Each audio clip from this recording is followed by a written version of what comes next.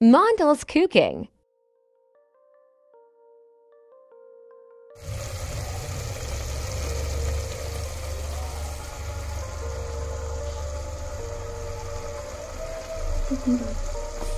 আসসালামু আলাইকুম, মন্ডলস কুকিং এ আরো একটা নতুন রেসিপি নিয়ে এসেছি আপনাদের সঙ্গে। তো আজকে রেসিপি হলো চিংড়ি মাছ রান্না। তো দেখুন, চিংড়ি মাছ নিয়েছি আমি এখানে, নদীর টাটকা চিংড়ি মাছ, কত লড়ছে দেখুন, একদম জ্যান্ত। তো চিংড়ি মাছটা আমি বেছে নেব প্রথমেই ভালোভাবে। তো কিভাবে বাছবো দেখাচ্ছি আপনাদেরকে। এরকম ভাবে মাছগুলো, এই শুঁড়গুলো এরকম ভাবে ফেলে মাথার এই খোলাটা ফেলে দিতে হবে। এটা বাছা খুবই সহজ এবং রান্না করাও খুব সোজা। এরকম ভাবে ফেলে দিতে হবে,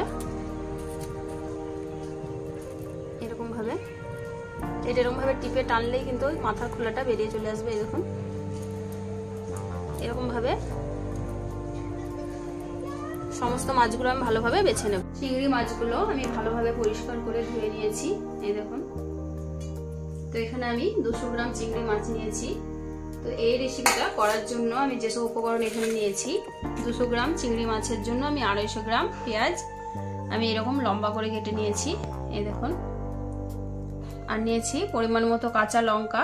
কাঁচা লঙ্কাগুলো আমি 2 ফাট করে নিয়েছি এরকম ভাবে। আর নিয়েছি ধনে পাতা, আর নিয়েছি এখানে পোস্ত, কাঁচা পোস্ত, গোটা হলুদ, গোটা লঙ্কা, গোটা জিরে, গোটা গোলমরিচ, আর নিয়েছি সরষের তেল আর লবণ।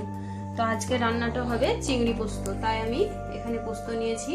তো এখানে আমি চিংড়ি পোস্তটা সম্পূর্ণ গোটা মশলা দিয়ে রান্না করব, সম্পূর্ণ গোটা মশলা বেটে।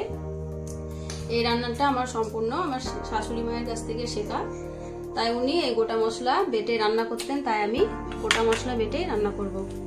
তো আমি এবার রান্না করতে শুরু করব। তো অবশ্যই আমার সম্পূর্ণ ভিডিওটা দেখার জন্য অনুরোধ রইল। গোটা মশলাগুলো বাটার জন্য আমি একটা মিক্সারের বাটি নিয়ে নিয়েছি। তো আমি এখানে মিক্সারে বাটবো, আপনারা চাইলে এখানে শিলবাটায় বাটতে পারেন। এবার আমি পোস্ত, গোলমরিচ, জিরে, লঙ্কা, হলুদ সবকিছু এর মধ্যে দিয়ে দেব। দিয়ে আমি বেশি করে পানি দিয়ে দেব। পানির পরিমাণটা একটু বাড়িয়ে দিতে হবে, যেহেতু কম আছে পোস্তটা। এখানে একটা ছোট্ট টিপস, অনেকে বলে যে মিক্সারে পোস্ত বাটা ভালো হয় না। তা দেখবেন অল্প পোস্ত, কিন্তু এরকম ভাবে বেশি করে পানি দিলে কিন্তু সুন্দর বাটা হয়। আপনাদের দেখাচ্ছি। আমি মিক্সারে ভালোভাবে মশলাটা দেখুন বেটে নিয়েছি, কত সুন্দর হয়েছে। এই দেখুন, এখানে দেখুন একটাও কিন্তু পোস্তর গোটা নেই, সব গুঁড়ো হয়ে গেছে। এবার আমি চিংড়ি পোস্তটা রান্না করব। তার জন্য আমি এখানে পেঁয়াজগুলো একটা হাঁড়ি নিয়ে নিয়েছি, হাঁড়ির মধ্যে রান্না করব। তো পেঁয়াজগুলো দিয়ে দিলাম। এখানে আমি তেলের মধ্যে দেবো না, গরম তেলে এরকম সাজিয়ে রান্না করব।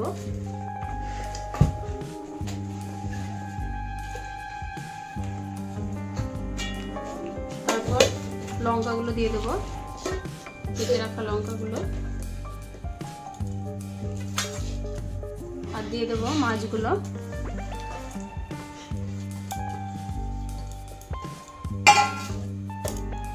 বেটে রাখা মশলাটা দিয়ে দেবো।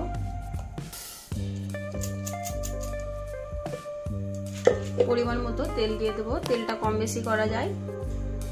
আমি এখানে কম তেল দিয়েছি, সরষের তেলে। সরষের তেলে চিংড়ি পোস্তর টেস্ট বেশি ভালো হয়। আর দেবো স্বাদ মতো লবণ।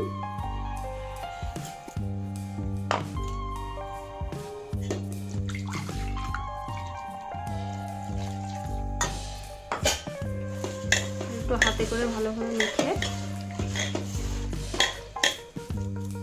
পানি দিয়ে দেবো। তারপর একটু সাজিয়ে ভালোভাবে আমি সাজিয়ে নিলাম। ঢাকা দিয়ে কিছুক্ষণের জন্য রান্না করে নেব।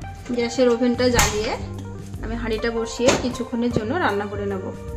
কিছুক্ষণ রান্না করার পর এই দেখুন, আমার যে পানিটা দিয়েছিলাম সেটা 3 ভাগের মধ্যে 2 ভাগ শুকিয়ে গেছে।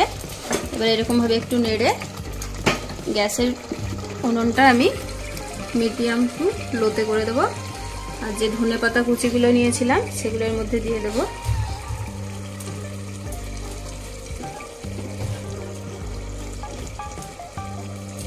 আরো একটু আমি পানিটা শুকিয়ে নেব।